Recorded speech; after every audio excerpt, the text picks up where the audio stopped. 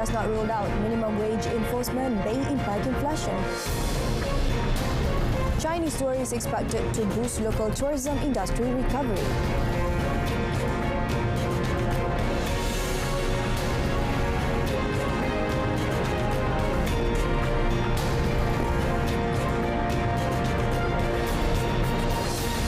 Salam Malaysia Madani. Thanks for joining us. I'm Haida Arifin and you're watching Malaysia Tonight.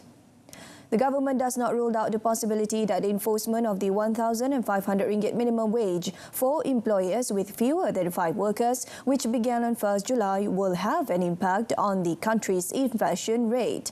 Economy Minister Rafizi Ramli said the government had carried out the necessary assessment on the matter before it deciding to enforce it. Commenting further on the matter, the minister said the enforcement of minimum wage order comes with a risk of inflation, but the government always makes sure that the increase in the wage rate can help balance the salary and the cost of living of the workers. That is the focus.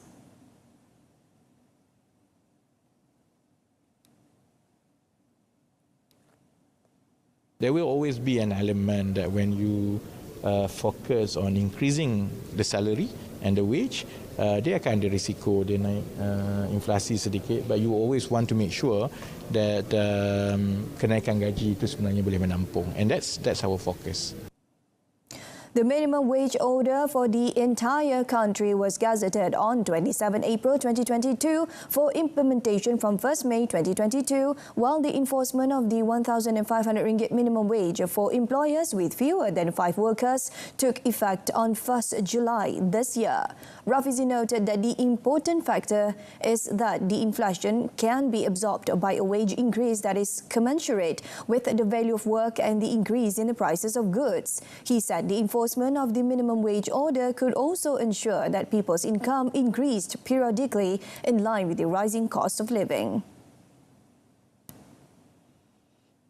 Malaysian economists have foreseen the potential growth of Chinese tourists to boost the Southeast Asian countries' tourism industry. Public Invest Research said in its recent report that it expects China to contribute to the recovery of the global tourism industry, including Malaysia. According to the research house, the resurgence of Chinese tourists will serve as a significant positive factor for the ASEAN region, albeit with a gradual recovery trajectory. It is noted that the tourism industry in Malaysia is placing considerably emphasis on a substantial resurgence in tourist arrivals during the second half of 2023, propelled by measures to address visa approval challenges and enhance flight connectivity. The Malaysian Association of Tour and Travel Agents, MATA, said in a statement that a review of the current procedures on the handling of traveller with not to land NTL status is crucial to preventing abuses as Malaysia gears up to receive more international tourists. MATA President Datuk Tan Kok Leong said it is imperative that the government does all it can to uplift the image of Malaysia as a safe and attractive tourism destination by eliminating corruption at all levels at the Kuala Lumpur International Airport KLIA, which is the main gateway.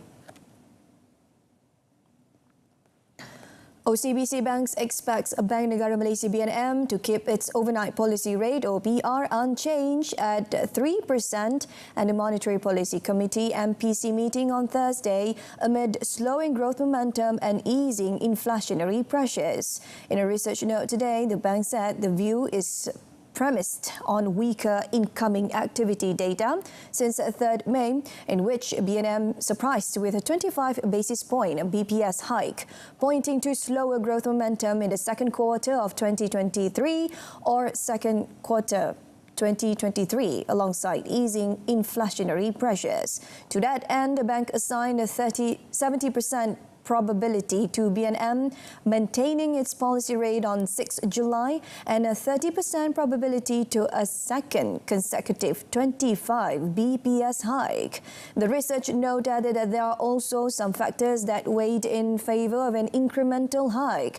OCBC said core inflation eased to a lesser extent compared to headline inflation, but the direction implied that inflationary pressures are easing. It said the bigger impact to inflation may be from targeted fuel subsidies, which are still under discussion. Having said that, the bank noted that the risk of additional tightening will rise more noticeably in their view if inflationary pressures build from implementations of targeted fuel subsidies.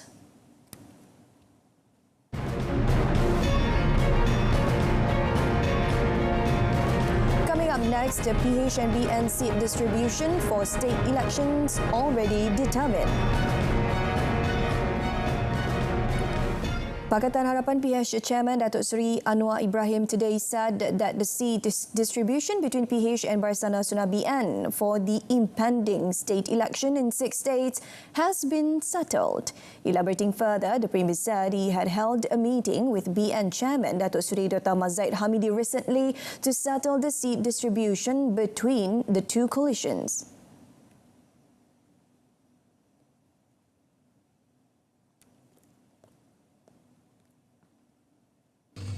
So tak ada dah isu pertindihan perebutan kerusi? Setakat ini tak ada. Saya bincang dengan Datuk Seri Zahid, tidak ada. Tapi kita bagi ruang juga kalau ada lagi pandangan yang dikemukakan oleh pimpinan negeri sama ada PH atau BN. The 6 states holding state elections are Selangor, Pulau Pinang, Negeri Sembilan, Kedah, Kelantan and Terengganu. On the focus of the unity government for the 6 state polls, Datuk Seri Anwar anticipated the success of PH in taking over the power in 2 states and retaining the 3 existing ones. The 3 states under PH are Selangor, Pulau Pinang and Negeri Sembilan, while Kedah, Kelantan and Terengganu are under Perikatan Nasional PN. Yesterday, Election Commission EC Secretary Datuk Ikmaruddin Ishak reportedly said that the EC will hold a special meeting on Wednesday to discuss important dates for the elections in the 6 states.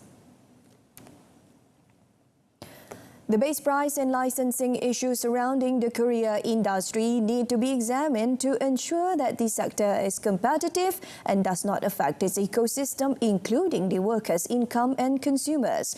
Communications and Digital Minister Fahmi Fazil said he would meet with the Association of Malaysian Express Carriers (AMACC) and the Chief Executive Officers of courier companies to get their views and gather the data to be included in Budget 2024.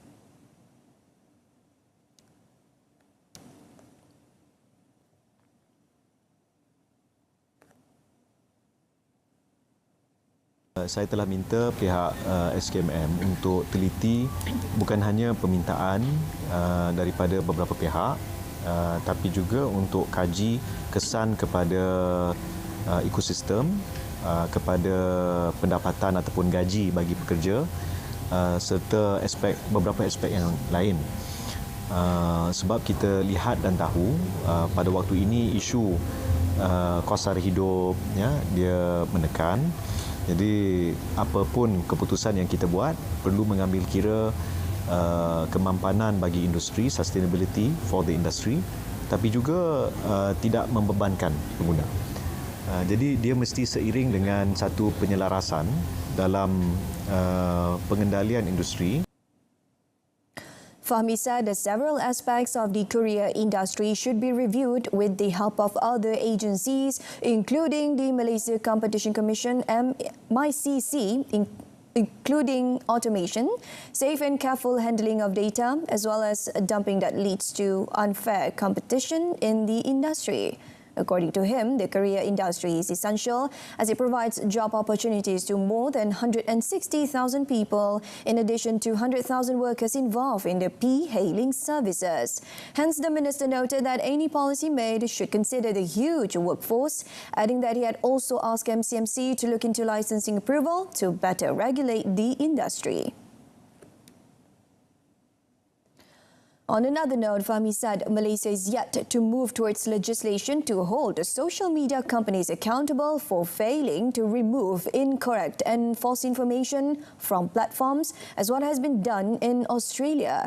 He said the government would have consistent and proactive engagements with social media platform service providers so that issues could be resolved properly in the event of any breach. Australia is reportedly set to legislate to hold social media companies accountable for failing failing to remove false and misleading information from their platforms. According to Fahmi, a good engagement process and cooperation from social media service providers was sufficient to resolve issues related to scammers, crimes or violations, as well as those related to e-commerce platforms that sell illegal products.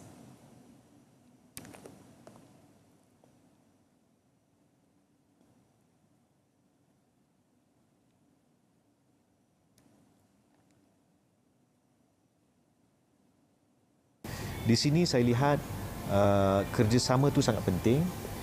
Pemahaman undang-undang tempatan, undang-undang dalam negara kita itu sangat penting untuk mana-mana platform beroperasi. Jadi insya-Allah kita akan melalui SKMM bagi tambahkan proses libat urus, tingkatkan pemahaman di kalangan platform-platform ini, dan sekiranya berlaku apa-apa isu pelanggaran, kita nak selesaikan dengan baik. Meanwhile, the minister said he was waiting for further information from the Ministry of Finance regarding an alleged scam syndicate offering e-Belia Rahmah cash withdrawal service from e-wallet accounts. The victims are said to have seen offers from the cash withdrawal service on TikTok and Facebook Messenger.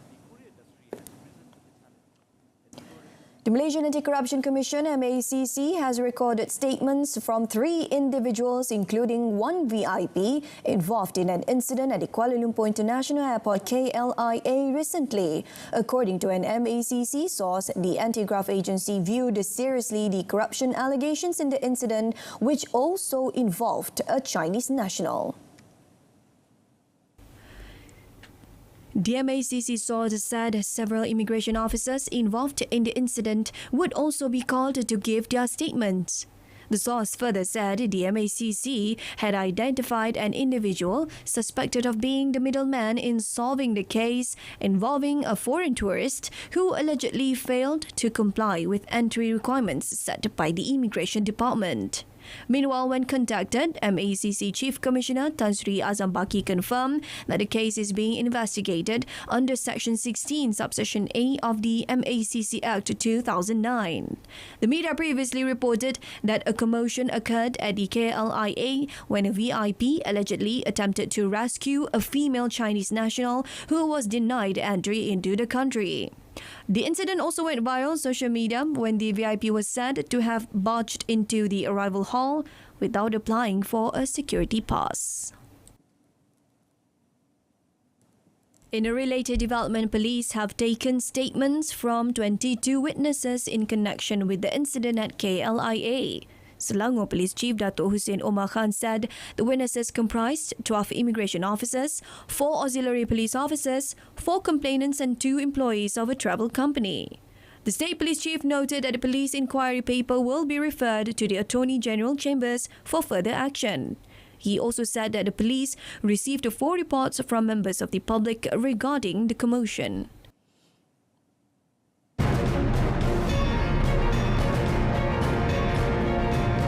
In our foreign front, Indonesia discussed EV battery joint production plans with Australia.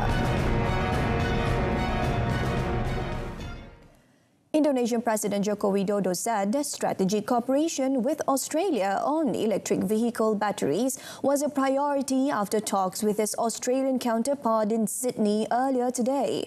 Widodo, more fondly known as Jokowi, and Australian Prime Minister Anthony Albanese spoke to reporters after an annual leaders meeting where a green economy and regional security were discussed. Jokowi, who is in his second and final term in office, wants to build an electric vehicle battery production industry in Indonesia, which has the world's largest nickel reserves. Indonesia's Chamber of Commerce and Industry Kadin signed an action plan with the state of Western Australia on critical mineral supply chain and worker skills. And today our relationship. Terima kasih untuk komitmennya.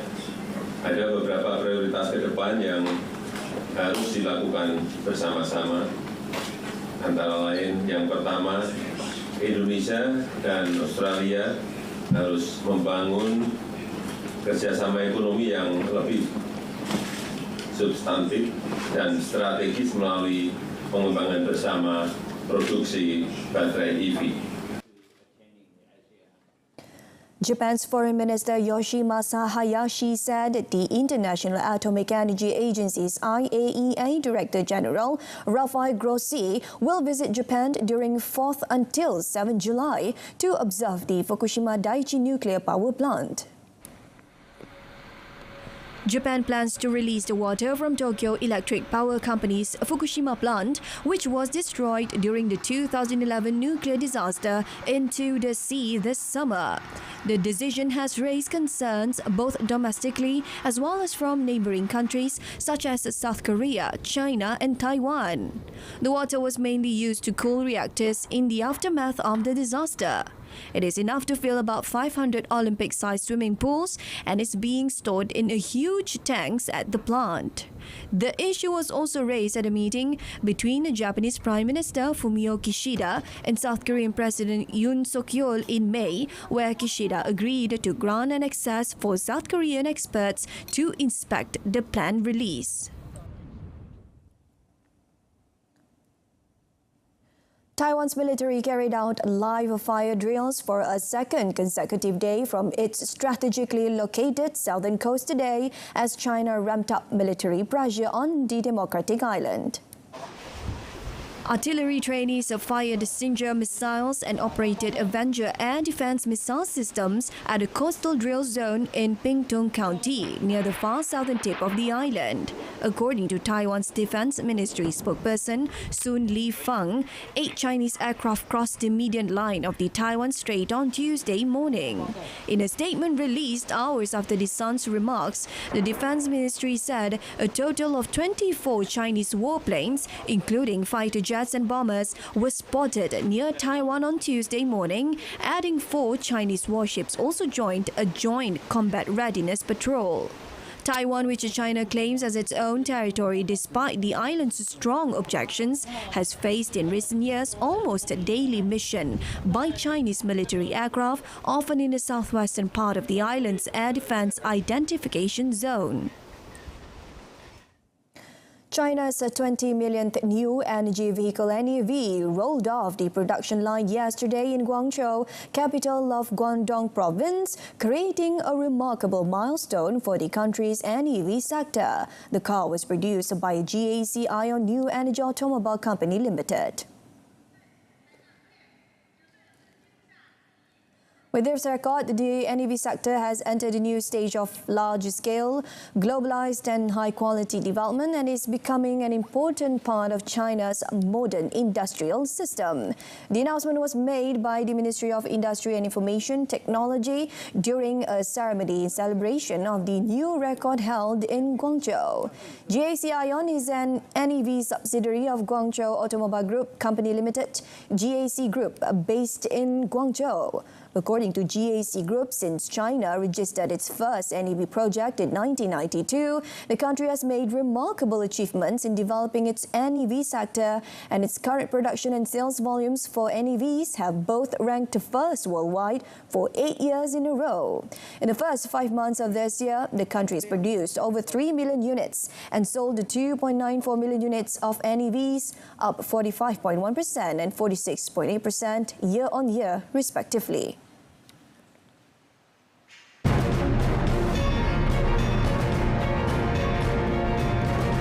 LTDL 2023 to cross 11 states in Peninsular Malaysia, then and more next in sports. The highly anticipated Le Tour de Langkawi LTDL 2023 is set to hit the roads of Malaysia in less than 3 months. The theme of the race this year round is Beat the Heat and will involve 10 states and 1 federal territory in Peninsular Malaysia, with the exception of Perlis.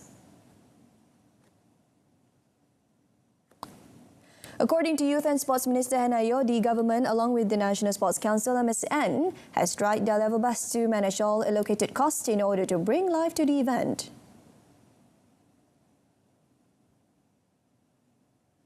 Dengan kos 8 juta yang diperuntukkan oleh Kabinet dan KBS, kita telah sebaik mungkin cover sebanyak negeri yang kita boleh. Jadi semua negeri di semenanjung Malaysia kali ini terlibat kecuali Perlis sahaja. Kita dah cuba sebaik mungkin untuk tarik, pastikan kita cover semua kalau boleh.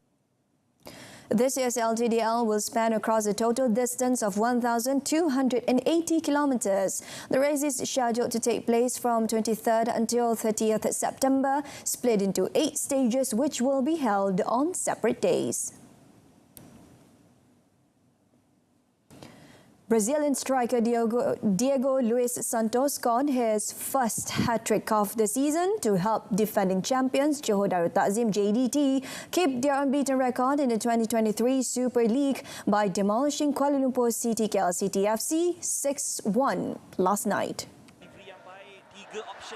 Diego Santos scored the hat-trick in the 12th, 35th and 44th minutes.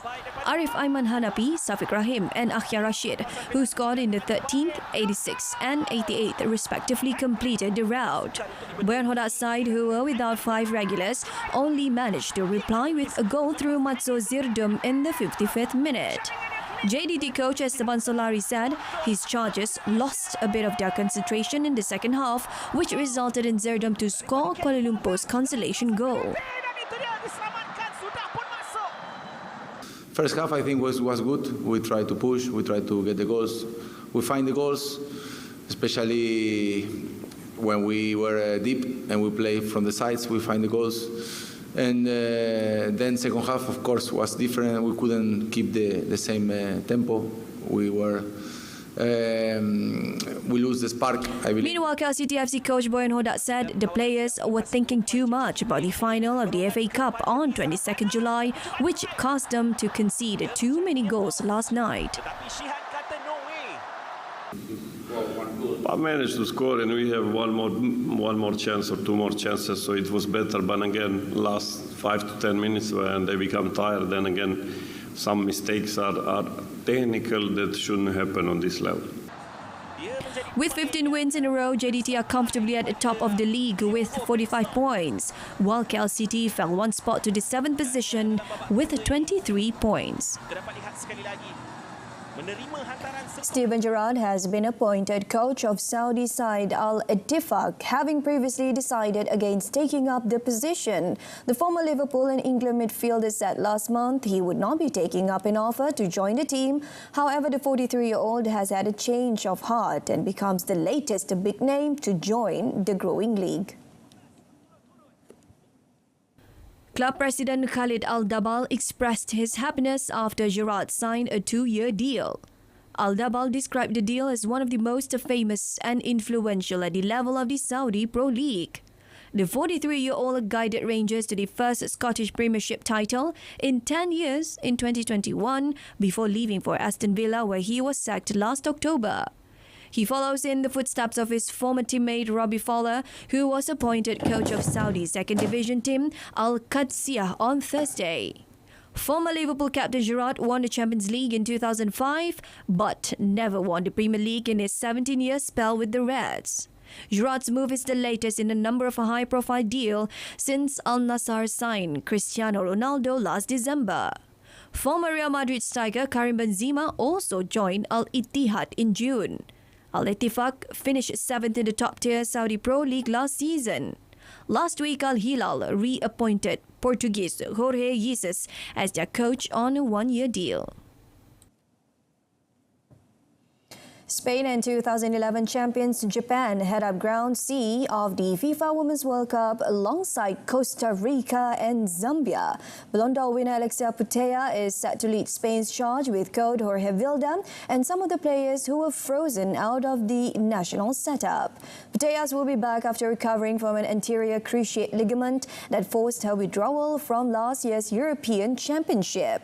The Spanish Football Association said in September last year that 15 players had threatened to quit the team if Vilda was not fired. The exiled players complained to the Spanish FA that they were unhappy with the management of injuries, the atmosphere in the locker room, and Vilda's handling of the team selection and training, according to sources with knowledge of the situation. The group said on social media in September that they had not demanded Vilda's dismissal, but expressed what they believe could help improve performance. Spain will be looking looking to win their maiden World Cup at this year's showpiece event and begin their campaign against Costa Rica on 21st July in Wellington, New Zealand. Japan tackled debutant Zambia in Hamilton a day later.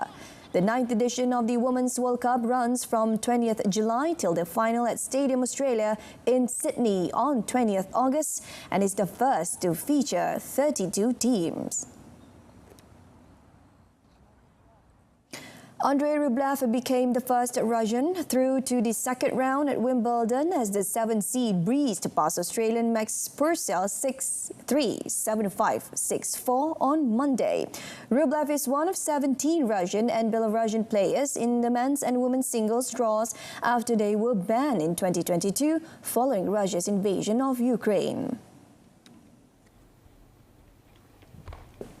Rublev reached the fourth round in 2021, did trail 5-2 in the second set before clicking back into his aggressive baseline game, and he never looked back. Rublev's 12th-seeded compatriot Veronika Kudermetova moved to past Estonia's Kaia Kanepi with a 7-6, 6-4 win, but fellow Russian Lyudmila Samsonova was the first seed to be knocked out of the Grand Slam this year. The number 15 seed lost to unseeded Romanian Anna Bogdan 7-6, 7-6. Meanwhile, American 4th seed Jessica Pegula overcame a second set wobble to beat compatriot Lauren Davies 6-2, 6-7, 6-3 in the first round. Twice major winner Victoria Azarenka held off China's Yuan Yue in a tight match to secure a 6-4, 5-7, 6-4 win and advance to the second round. Meanwhile, defending men's champion Novak Djokovic and women's top seed Iga Swiatek started their Wimbledon campaigns with routine victories as rain temporarily halted play on the outside courts.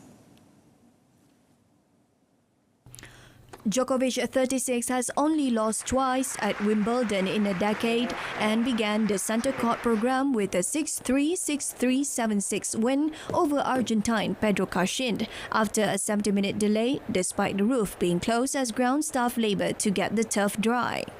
The Serbian jokingly wiped the turf with a towel during the break in play to draw cheers from the crowd before ground staff deployed leaf blowers to get the job done and allow Djokovic to finally close out the victory. Swiatek continued her quest to solve the grass court puzzle that has frustrated her by powering past China's Zhu Lin 6-1, 6-3 with the contest finishing under the court one roof due to rain. World number 1 Swiatek, who last month claimed her third French Open crown and is eyeing a fifth Grand Slam title, meets Martina Trevisan or Sarah Sorribes Tormo next. Meanwhile, French 5th seed Caroline Garcia beat American Katie Volynets 6-4, 6-3 to progress to the second round.